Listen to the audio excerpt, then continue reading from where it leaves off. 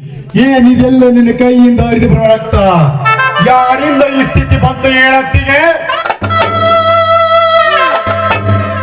ಈಗಲೇ ಹೋಗಿ ಅವನ ಎಳೆ ತಂದು ನಿನ್ ಮುಂದೆ ಕಡಿದಾಕ್ತೀನಿ. ಹೌದತ್ತಿಗೆ, ಎಲ್ಲವೂ ಮೌನವೆಂದು ಸ್ವಾನದಂತೆ ನಾವೇ ಬೊಗಳಿದರೆ ಬೊಗತ್ತ ಎದುರಿಸಿದರೆ ಎದುರುಗ ಈಗಿನ ರಕ್ತ ಹರಿಸಿದವರು ರಕ್ತ ತರಿಸುವುದೇ ನಮ್ಮ ಗುರಿ.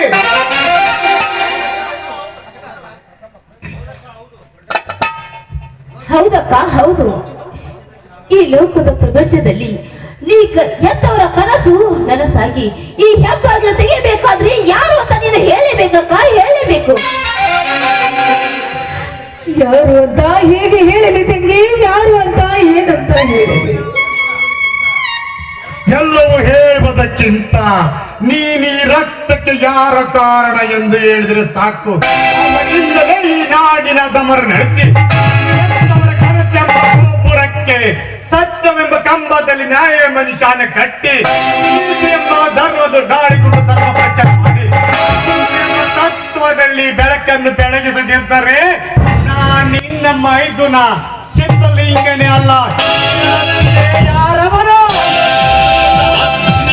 ಮೈದುನ, ಮೋಸದಿಂದ ನಿನ್ನನ್ನು ಜೈಲಿಗೆ ಕಳಿಸಿ ಆ ಅಶೋಕರ ಸಾಲದ ನೆಪದಲ್ಲಿ ನಮ್ಮ ಮನೆ ಮಠವನ್ನು ಎಲ್ಲ ತಗಸಿದುಕೊಂಡು ನಿಮ್ಮ ಅಣ್ಣನವರನ್ನು ನನ್ನನ್ನು ಹೊರಗಾಕಿ ಈಗ ಮತ್ತೆ ನನಗೆ ಗುಂಡನ್ನು ಹಾಕಿದನಪ್ಪ ಬೈರೇಗೌಡ. ಸಮಯ ಸಾಧಿಸಿ ನನ್ನ ಮನೆಯ ಹೊಲ ಕವಳಿಸಿದಲ್ಲದೆ ಈಗ ನನ್ನ ಅತ್ತಿಗೆ ರಕ್ತ ಹರಿಸಿ ಓಡಿ ಹೋದೆಯ ಮಗನೇ. ನೀನೀಗ ನಿನ್ನ ತಾಯಿ ಗರ್ಭದಲ್ಲಿ ಅಡಗಿಕೊಂಡು ಕುಳಿತಿದ್ದರು ಸರಿ. ನಿನ್ನನ್ನು ಹೊರಗೆಳೆದು ನಿನ್ನ ರುಂಡವನ್ನು ಮುಂಡದಿಂದ ಬೇರ್ಪಡಿಸದಿದ್ದರೆ ನಾನು ಶ್ರೀರಾಮಲಿಂಗನ ತಮ್ಮ ಸಿದ್ಧಲಿಂಗನೇ ಅಲ್ಲ. ಅಶೋಕ ಬನ್ನಿ. ಅಂದು ಜಜ್ಜಿಯ ಜೈಲನ್ನು ಮುರಿದು ಬಂದ ಆ ಲಕ್ಷ್ಮಣ ಇಂದು ಆ ಗೌಡನ ರುಂಡ ಚೆಂಡಾಡಿದಂತೆ ನಾವು ಕೂಡ ಈ ಪುಂಡ ಗೌಡ ರುಂಡ ತೆಗಿಲೇಬೇಕು.